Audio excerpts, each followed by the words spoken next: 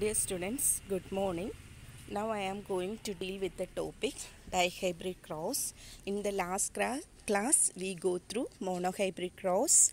In monohybrid cross, the phenotypic ratio, you already know that. What is the phenotypic ratio?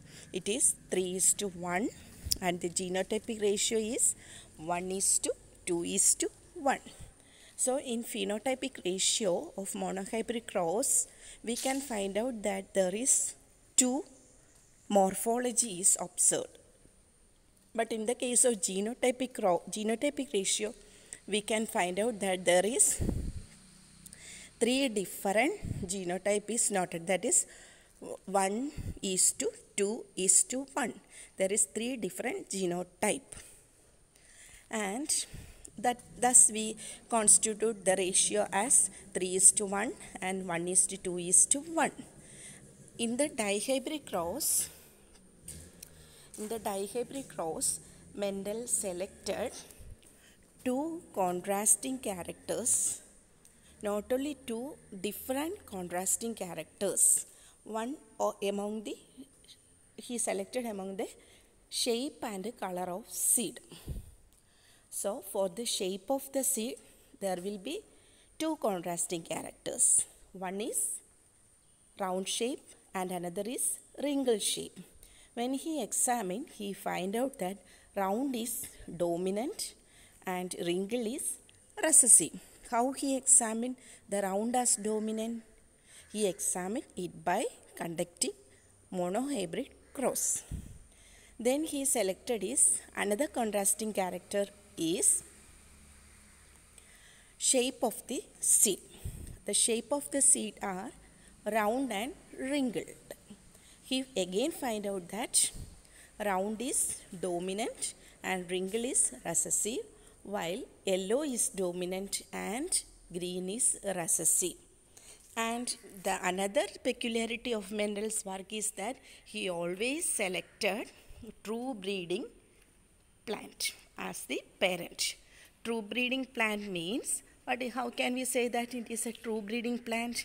Because this true breeding plant is homozygous for both the allele. For the shape and for the color, for the shape it is homozygous for both the allele. If it is dominant, the gene allele pair will be in dominant condition. If it is recessive, both the gene will be in recessive condition, or both the allele it will be in recessive condition. So Mendel always selected true breeding plant as the parent.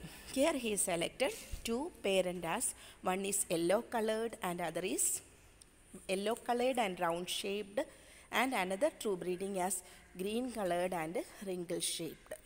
So he taken the yellow colored round shaped seed as capital Y, capital Y, capital R, and green colored and wrinkle shaped as small y, small r, small r. He crossed these two plants. Here you have a look at the color and shape of the seeds. Here round shape and green color. Here yellow shape, yellow color, and wrinkled shape on the right bottom of the picture depicted. You have a look at this morphology. Then here again the dihybrid cross. In the dihybrid cross, yellow round is crossed with green wrinkle as the P1, as the first parent, and this is the phenotype. For the phenotype, the genotype is capital Y, capital Y, capital R, and the genotype are small y, small r for the green wrinkled. From the yellow round, only one types of gamete will be produced, that is with the capital Y, capital R, and for green wrinkle, there is again only one type of gamete with the small y, small r. And in the F1, he got yellow round. All the progenies are yellow round. Since both these are homozygous, both the parents are homozygous, but in the F1 he gets heterozygous F1 as capital Y, capital R, small r. So all the F1 are yellow round. Then he raised a second generation of dihybrid cross. In the second generation, he again crossed the F1 progeny, or he self the F1 progeny, that is yellow round is crossed with the same phenotype and genotype yellow round, which he considered as the second parent P2. And since the parents are heterozygous, how can we write it as capital Y, small y, capital R, small r? And from each parent, he got 4 different gametes. 4 different gametes as capital Y, capital R, capital Y, small y, capital R, and small y, small r.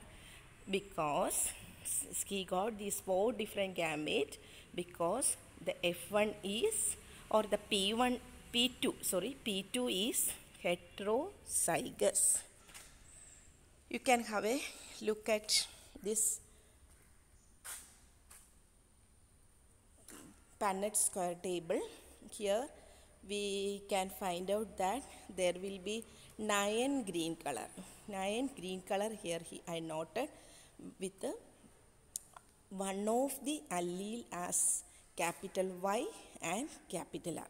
So the condition where capital Y dash means either capital Y or small y, and capital R dash, that means dash either capital Y or capital R or small r.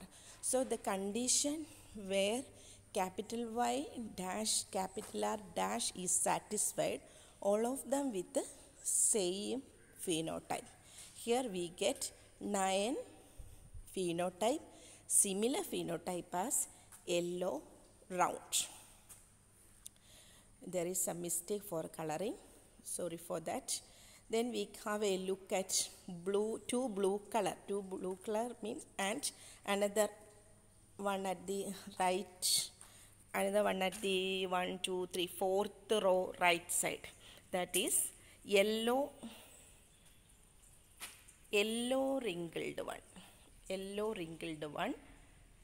How many yellow ringled are noticed? 1, 2, 3. 3 yellow ringled are noticed. Then what is the condition for yellow ringled? One of the gene, that is for yellow color it is capital Y dash, but for wrinkled gene it is always smaller.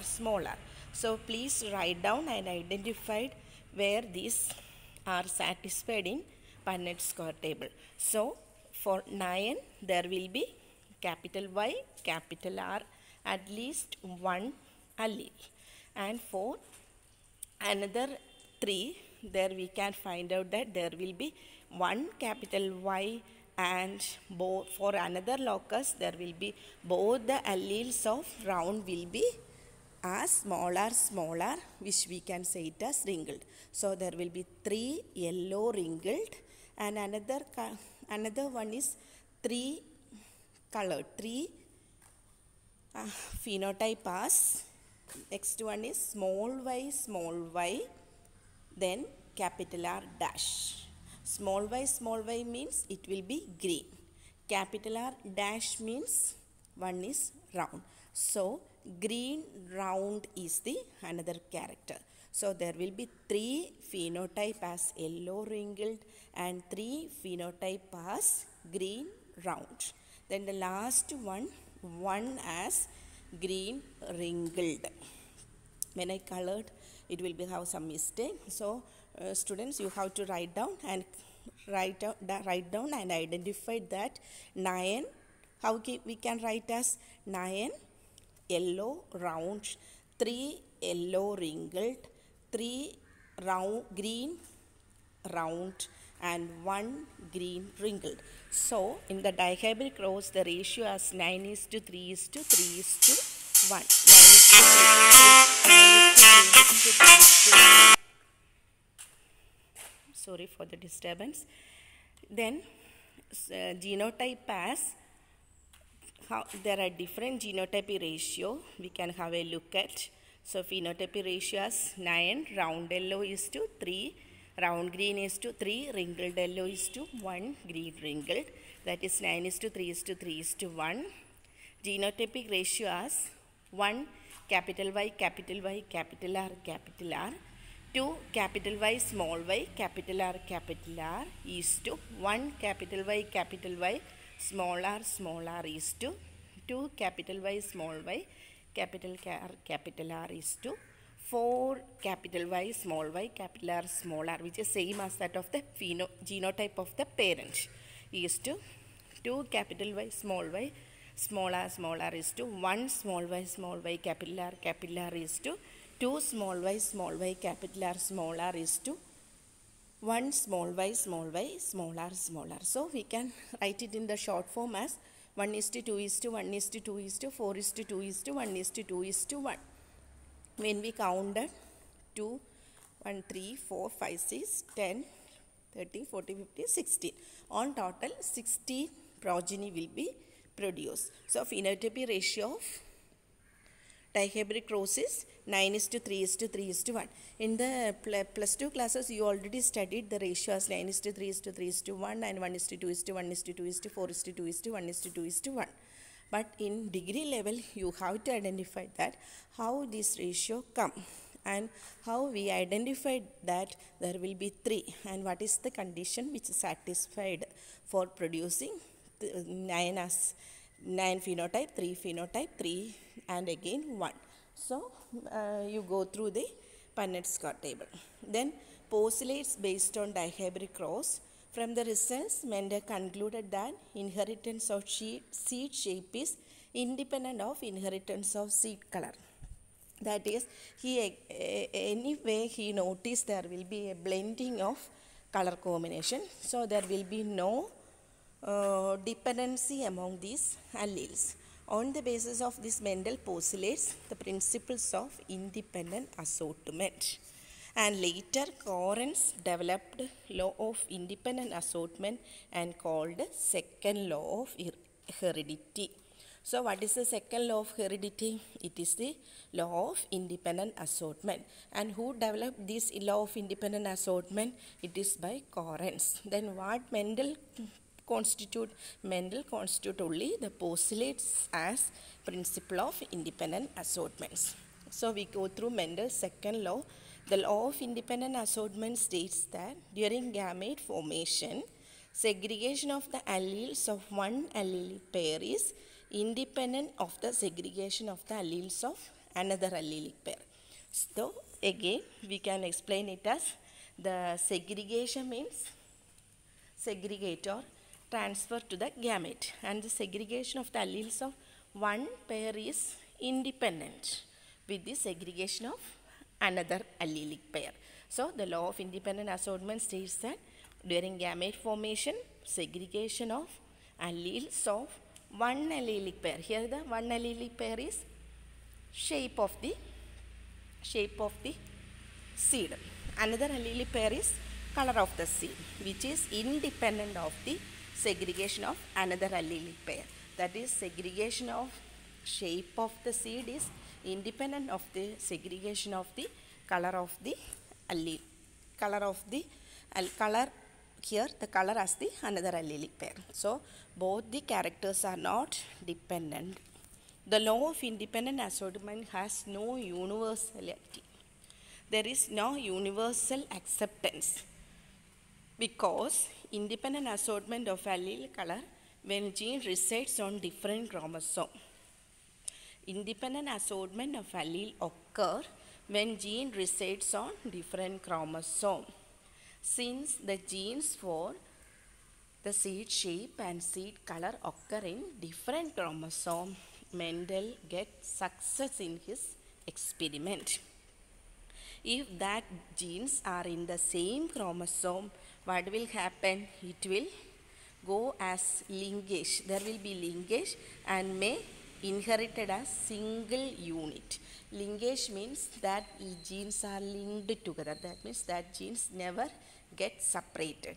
If one of the is both the characters in the same chromosome, both the characters means shape and color in the same chromosome, maybe the same as that of the parent will be expressed in the progeny.